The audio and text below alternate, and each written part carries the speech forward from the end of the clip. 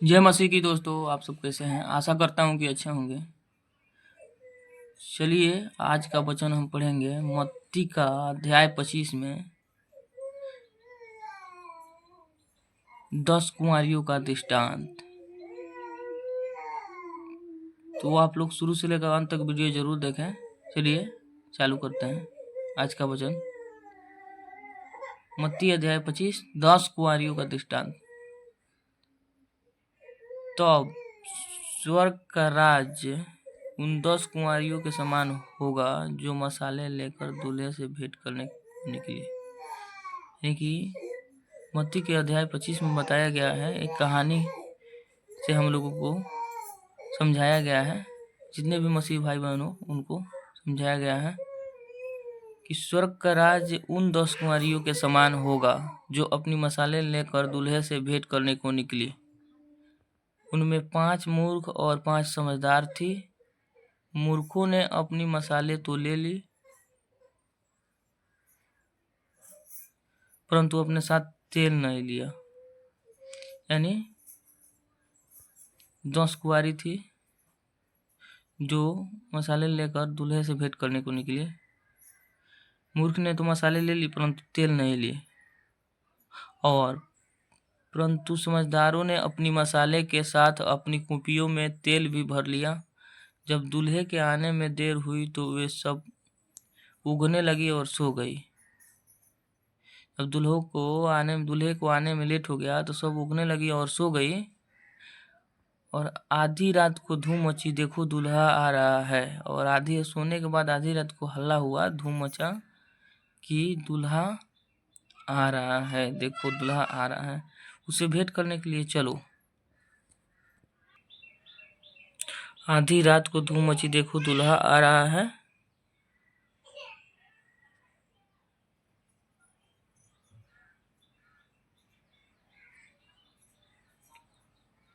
उससे भेंट करने के लिए चलो। तब वे सब कुंवारियां उठकर अपनी मसाले ठीक करने लगी।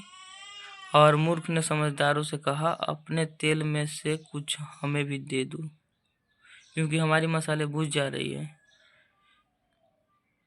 परंतु समझदारों ने उत्तर दिया, कदाचित यह हमारे और तुम्हारे लिए पूरा न हो। भला तो यह है कि तुम बेचने वालों के पास जाकर अपने लिए मोल ले लो।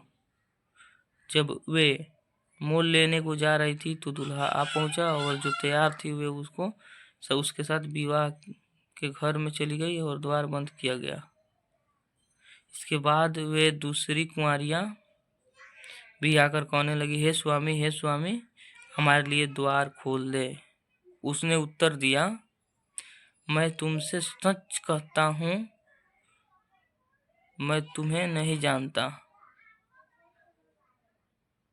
इसलिए जागते रहो, क्योंकि तुम न उस दिन और उस क्योंकि इसलिए जागते रहो क्योंकि तुम न उस दिन को जानते हो और न उस घड़ी को।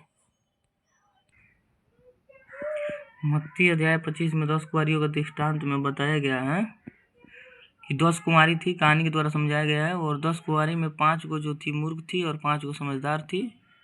तो 5 मूर्ख थी जो मसाले तो ले ली परंतु तेल लेना भूल गई, और 5 जो समझदार थी वो मसालों के साथ साथ कुपियों में तेल भी भर लिया। दूल्हे आने में जब लेट होने लगी तो ये सब उब गई और उगने लगी और सो गई।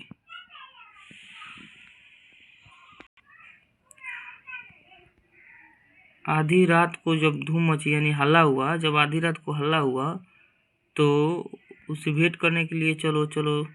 तब वे सब कुंवारियां उठकर अपनी मसाले ठीक करने लगी।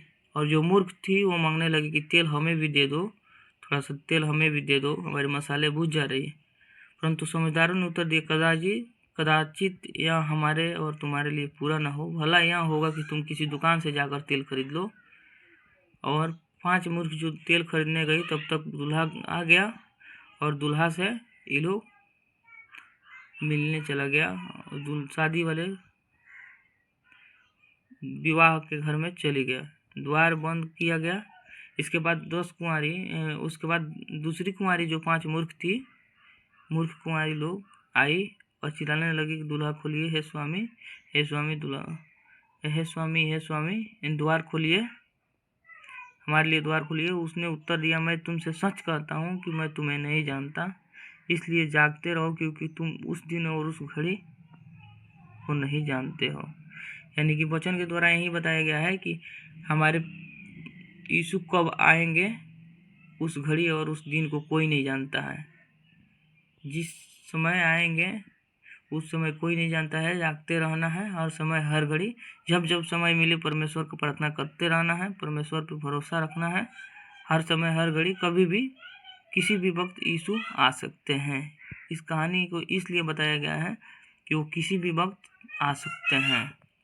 यानी 10 कुंवारियों का दृष्टांत से इसमें जो भी बताया गया है, हम लोगों के लिए, मसीह भाई बहनों के लिए बताया गया है कि कोई भी समय नहीं है परमेश्वर का आने का, यीशु का आने का कोई भी समय नहीं है। दूसरे आगमन वो कभी भी हो सकता है, किसी भी समय में, हर वक्त हर समय कभी भी हो सकता है। इसलिए नींद से नहीं सोना है। यानी कि जो कोई जानेगा कि चोर, अगर कोई जानेगा कि चोर आज घुसने वाला है, अगर कोई जानेगा कि आज चोर घुसने वाला है, तो चोरी तो नहीं हो पाएगा। इसलिए हमेशा जाग कर सोना पड़ता है।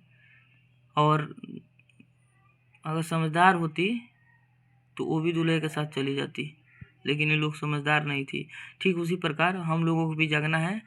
परमेश्वर कब आ सकते हैं, यीशु कब आ सकते हैं, कोई कुछ नहीं कहा जा सकता है। हर समय हर घड़ी जागते रहना है, प्रार्थना करते रहना है। जब जब समय मिलता है हर बात के लिए परमेश्वर से प्रार्थना करना है, यीशु से प्रार्थना करना है। तो आज का वीडियो इतना ही बस। अगर अच्छा लगा हो तो चैनल को सब्सक्राइब कर दीजिए, वीडियो को लाइक कर दीजिए, वीडियो को शेयर कर दीजिए और साथ ही साथ बेल आइकन दबा दीजिए, ताकि ऐसे जो भी हम वीडियो डालें आप लोगों के पास पहुंचते रहे। ताकि जय मसीह की। आमीन।